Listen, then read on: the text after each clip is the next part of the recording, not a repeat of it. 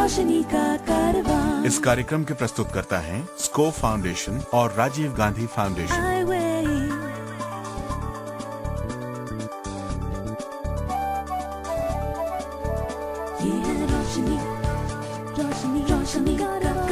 रोशनी जो करती है अंधेरे को दूर, रोशनी जो लाती है दिल में नूर, रोशनी जो दिखाती है रास्ता। ये है रोशनी का कारवां। क्या आप सिर्फ आहट से आने वाले को पहचान सकते हैं? हम पहचान सकते हैं। क्या आप अंधेरे में देख सकते हैं? हम देखते हैं। आंखें आपके पास हैं, पर रोज जीने के लिए जो शक्ति चाहिए वो सबके पास है। दृष्टिहीनों को आपका सहयोग चाहिए, सहानुभूति नहीं। This public awareness message is brought to you by Bosch and Lomb. दिल में अरमा जागे हैं, आशाओं ने ली अंगड़ाई है कि फिर से वही रुत आई है जिसका इंतजार हम सब पूरे हफ्ते करते हैं।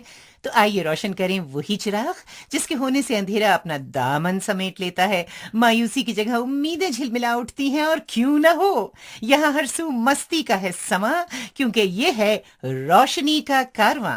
एक नई मुलाकात, एक नया एपिसोड, लेकिन लोग वही पुराने हैं। मैं अरशद इकबाल और मैं सलीमा रजा, और हमारे साथ इस कारवां में शामिल हजारों लाखों सुनने वाले। आइए इस एपिसोड का बाज़ाब्ता आगाज करने कुछ बेहद इंटरेस्टिंग न्यूज के साथ। सलीमा, दुनिया में दो किस्म के लोग होते हैं। एक वो जो मुश्किलों से बचाव के लिए लड़ते हैं, और दूसरे वो जो मुश्किलों को खत्म कर देने के लिए जंग करते हैं। वाह। और ऐसी ही एक कोशिश कर रहे हैं बायोलॉजिस्ट टर्न फिलैंथ्रोपिस्ट चंद्रशेखर संकुरात्री। इनकी कोशिश है कि भारत के गरीब और कमजोर तबके से अंधेपन यानी ब्लाइंडनेस की बीमारी को जड़ से खत्म कर दिया जाए। जी हाँ, 61 वर्षीय चंद्रशेखर पहले कनाडा में थे, मगर 1989 में एक विमान दुर्घटना में परिवार के सदस्यों के मारे जाने के बाद वो आंध्र प्रदेश के काकीनाडा आ गए और यहीं Shri Kiran institute of ophthalmology कायम किया, जहाँ ब्लाइंडनेस का बेहतरीन इलाज किया जाता है। और वो जो महंगे इलाज का बोझ नहीं बर्दाश्त कर सकते, उनका मुफ्त ट्रीटमेंट किया जाता है। इसे कहते हैं जिंदगी जीना, वरना जिंदा तो सभी रहते हैं, मगर जिंदगी जीता वो है जिसके सामने कोई मकसद हो, जिसकी जिंदगी खुद अपने शरीर में बसी चंद सांसें नहीं, बल्कि लाखों करोड़ों लोगों का जीवन हो। वाह अर्शद, बिल्कुल सही कहा तुमने। एक इंसान के जीवन की सीमाएं अनंत हो सकती हैं। भाई, फिलहाल तो मैं अपने सुनने वालों की मुलाकात एक ऐसे शख्स से कराने जा रही हूँ जो अपने संगीत के जरिए लोगों के दिलों में घर करता है। जी हाँ, इनका नाम है किरण विनकर, जो दृष्टिहीन हैं, बांसुरी वादक हैं और उनकी जिंदगी में झांकने की कोशिश कर रहे हैं जॉर्ज अब्राहम।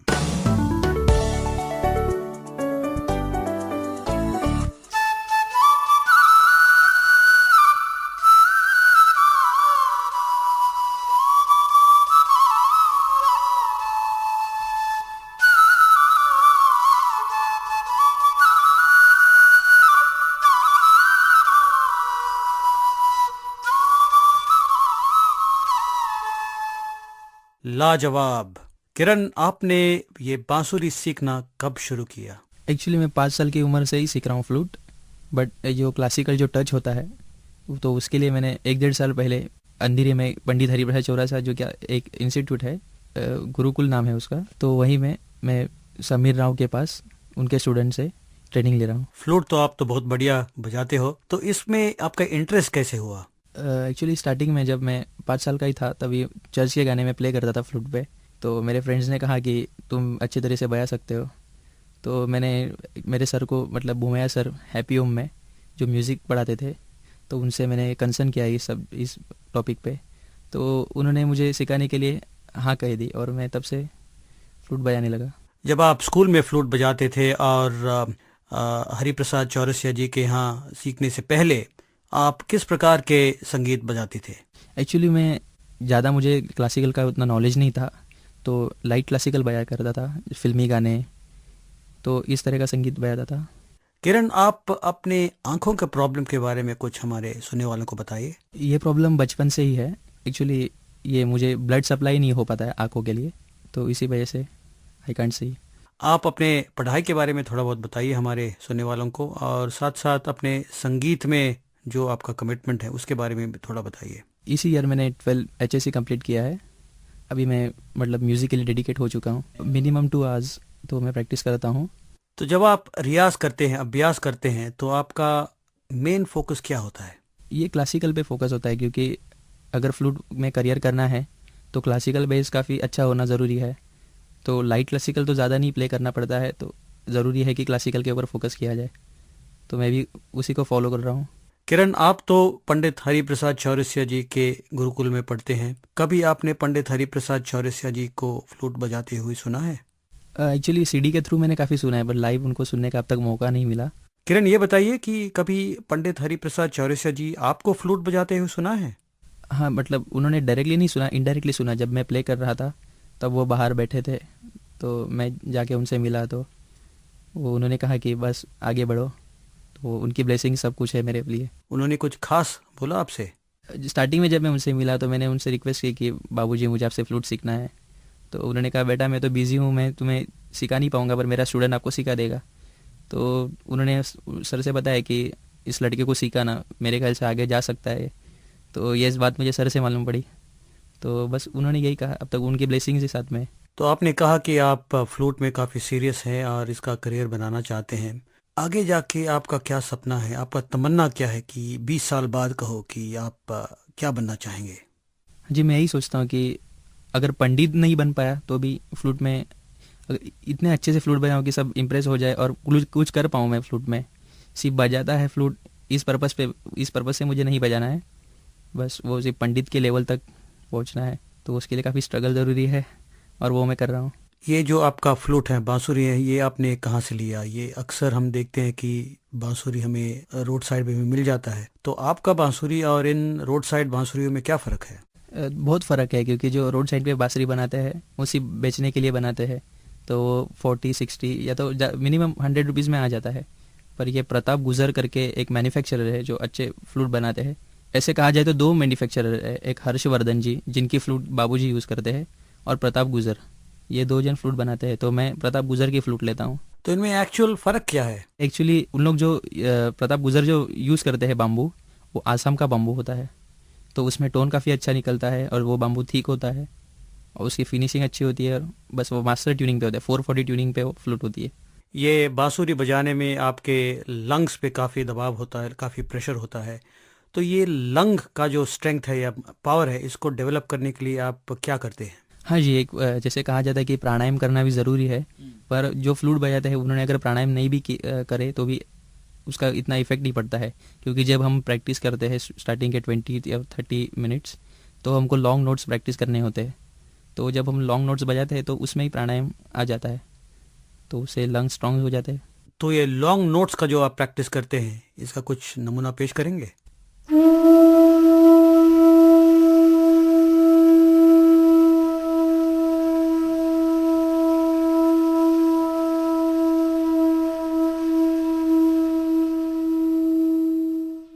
वाह, ये तो काफ़ी लंबा लंबा नोट था। मैंने सोचा कि आप बजाते ही रहेंगे।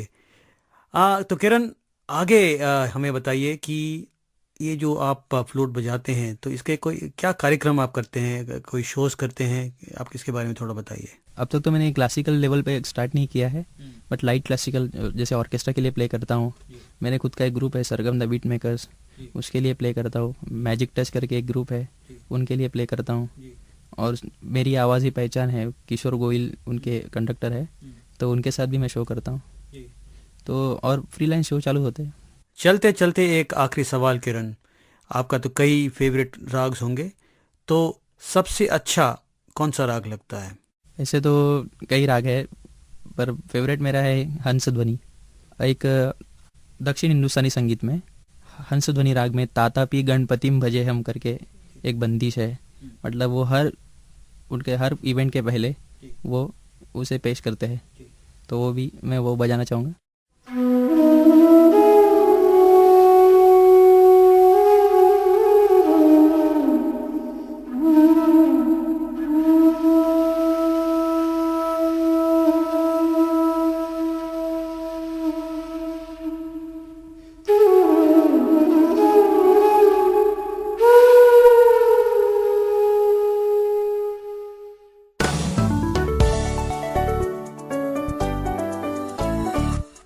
कानों में रस घोलती बांसुरी की आवाज और जिंदगी को खूबसूरती से जीने का हुनर सिखलाते किरण विंकर।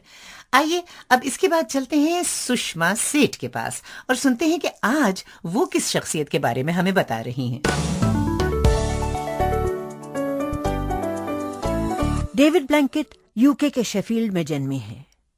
वे जन्म से ही दृष्टिहीन हैं। एक दुर्घटना में उनके पिता चल बसे।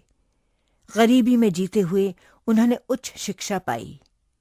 22 साल की उम्र में देश के सबसे युवा पार्षद बने।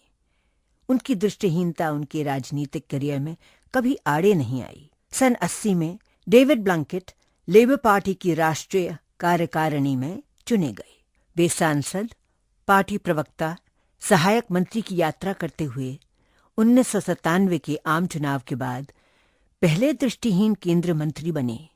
अपनी लगन और प्राथमिकताओं के प्रति समर्पित ब्लैंकेट प्रधानमंत्री टोनी ब्लेयर के सबसे चाहते व विश्वास पात्र मंत्री रहे। शिक्षा मंत्री रहते हुए उनके सुधारवादी दृष्टिकोण को काफी सराहा गया। 2001 में पदोन्नत कर डेविड ब्लैंकेट गृह मंत्री बने। एक विवाद के चलते 2004 में उन्हें इस्तीफा देना पड़ा। 2005 के आम चुनाव में वे फिर सांसद बने और प्रधानमंत्री ने उन्हें कार्मिक व पेंशन विभाग कैबिनेट मंत्री बनाया। 6 महीने बाद ही उन्हें आचार संहिता में चूकने के कारण पद छोड़ना पड़ा। लेकिन इन उतार चढ़ावों में डेविड ब्लैंकेट की दृष्टिहीनता कभी आड़े नहीं आई। वे आज भी इंग्लैंड के एक बेहद लोकप्रिय जननेता हैं।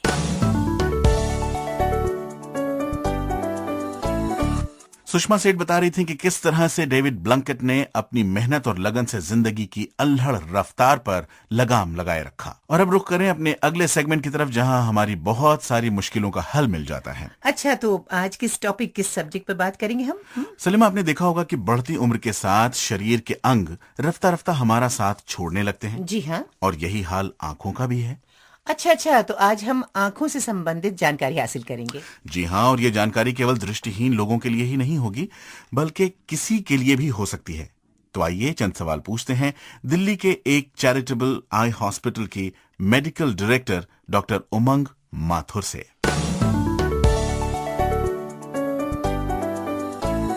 डॉक्टर उमंग, भारत में आमतौर पर एजेड लोगों में आंखों से संबंधित किस तरह की दिक्कतें पेश आती हैं? आंखों में प्रॉब्लम्स जो है वो 40 साल के आसपास शुरू हो जाती हैं। जो सबसे पहले जो प्रॉब्लम होती है वो है कि नज़दीक में पढ़ने में दिक्कत शुरू हो जाती है। न्यूज़पेपर या किसी भी बुक को पढ़ने में लगता है कि साफ नहीं दिख रहा और थोड़ा दूर रखने की पर थोड़ा साफ दिखता है। इस कंडीशन को हम प्रेस बायोपिया कहते हैं।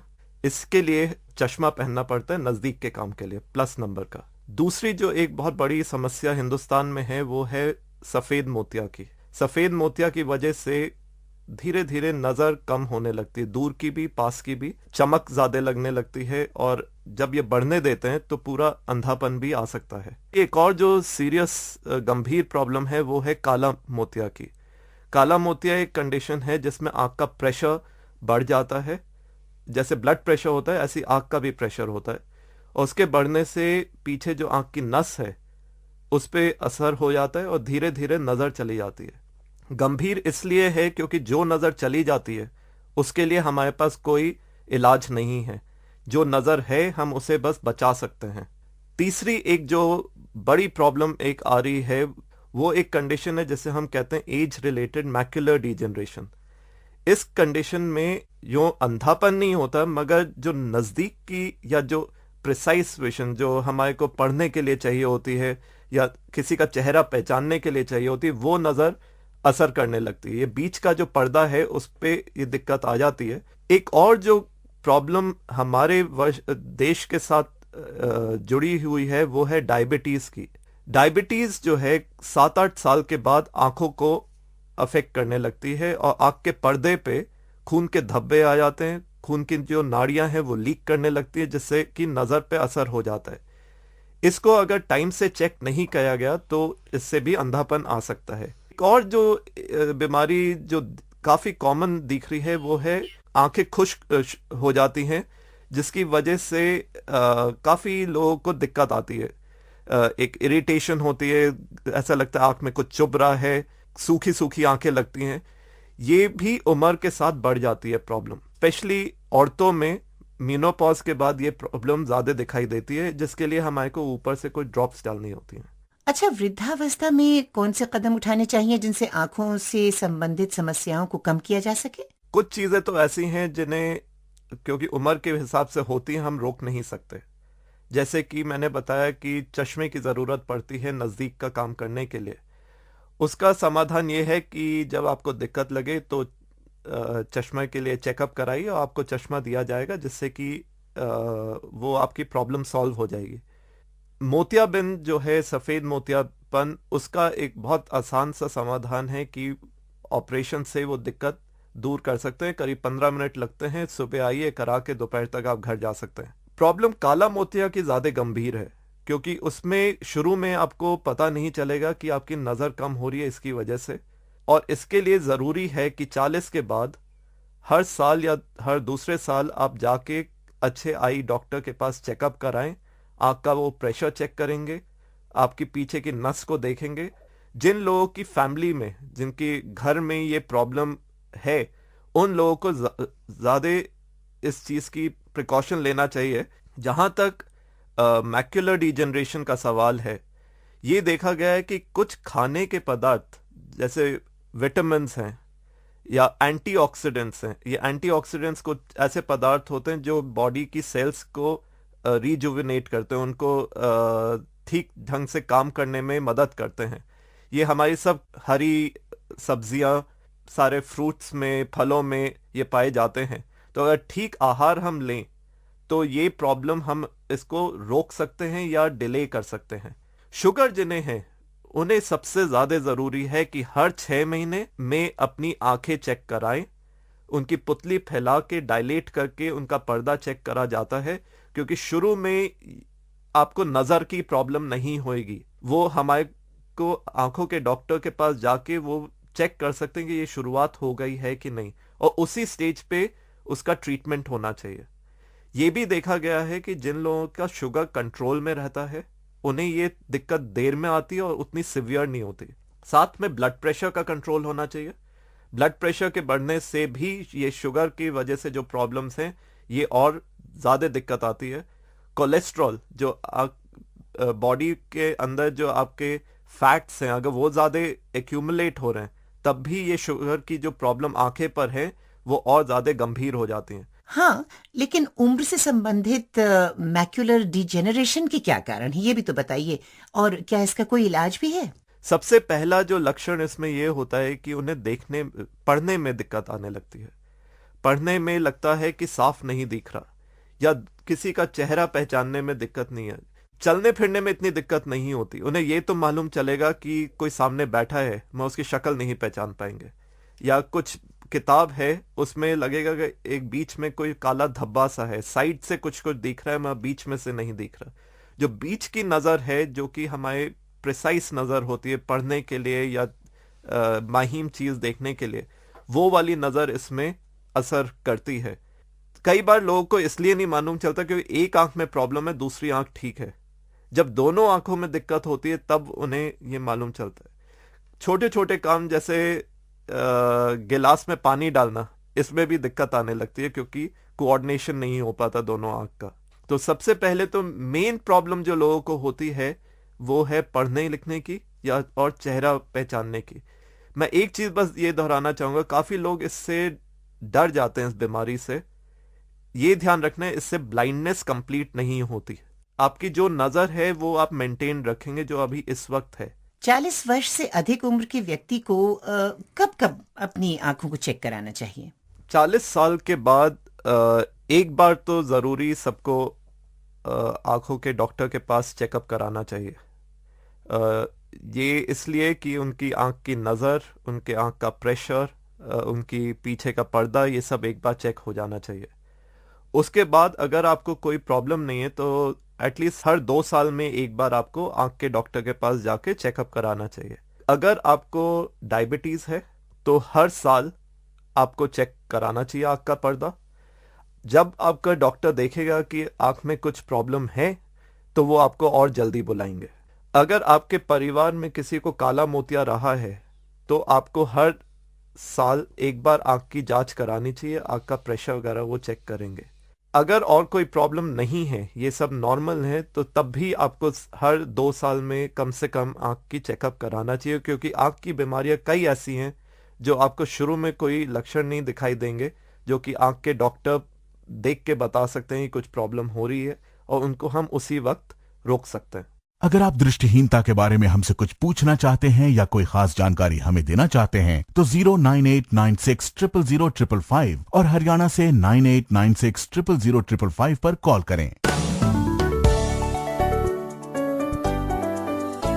भाई काम की बात तो हमने बहुत कर ली, अब नाम की बातें करें। नाम की बात? जी हाँ, आप बताएं कि क्या हर इंसान की ख्वाहिश नहीं होती कि वो जाना जाए, पहचाना जाए? हाँ बिल्कुल बिल्कुल, लेकिन जरूरी नहीं कि ऐसा हो। मतलब जाने पहचाने जाने के लिए हुनर, टैलेंट, इसका होना भी तो जरूरी है ना। जी हाँ, यही तो मैं कह रहा हूँ। आइए ना, अब आपकी मुलाकात कराता हूँ गुरुराज से, जो बैंगलोर के रहने वाले हैं, बेहद टैलेंटेड सिंगर हैं, जन्म से ही ब्लाइंड हैं, मगर भक्ति में डूबी इनकी आवाज सुनने वालों की रूहों को मुअत्तर कर देती है। जय गणेश गणनाथ दयानिधे, सकल विघ्न कर दूर हमारे।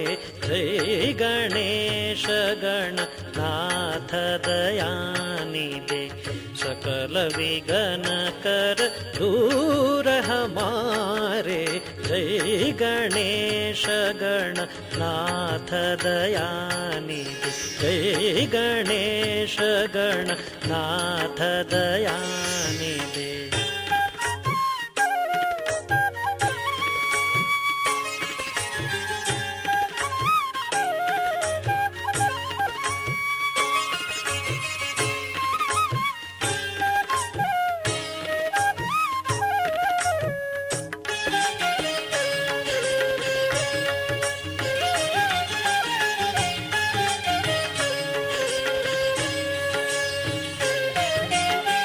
प्रथम दरे जो ध्यान तुम्हारे, प्रथम दरे जो ध्यान तुम्हारे, तिसके पूर्ण कारज सारे।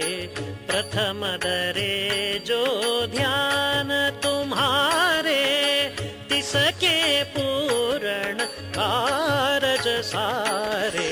जय गणेश गणनाथ दयानिधे, सकल विघ्न कर दूर हमारे।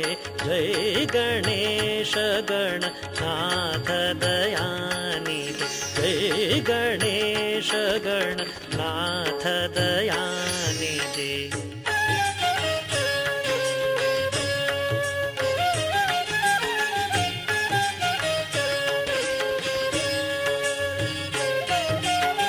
लंबोदर गजवदन मनोहर, लंबोदर गजवदन मनोहर। वाह वाह, अरशद, लगता है कि ये सिलसिला बगैर थमे, बगैर रुके चलता ही जाए, चलता ही जाए। लेकिन वक्त का ये कहना है कि बस यहीं, फिर कभी।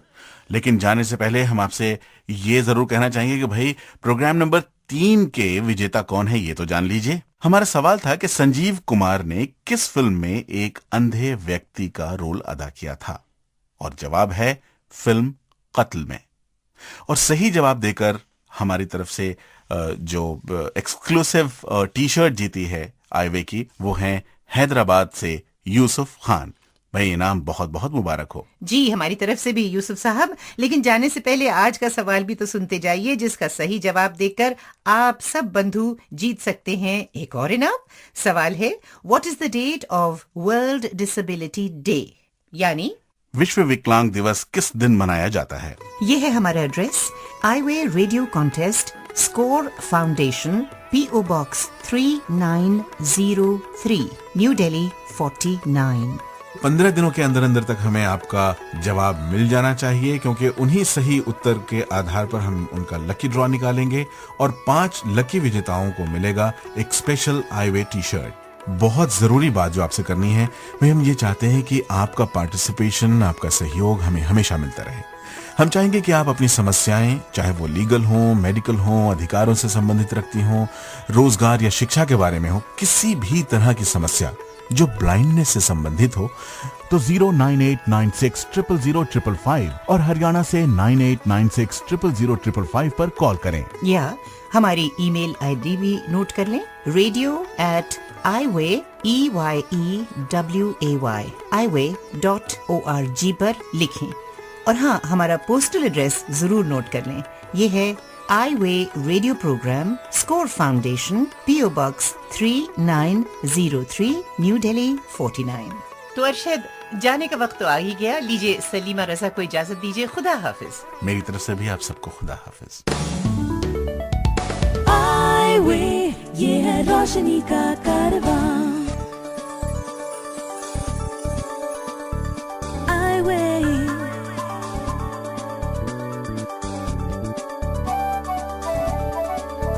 ये है रोशनी, रोशनी, रोशनी का कारवां, रोशनी।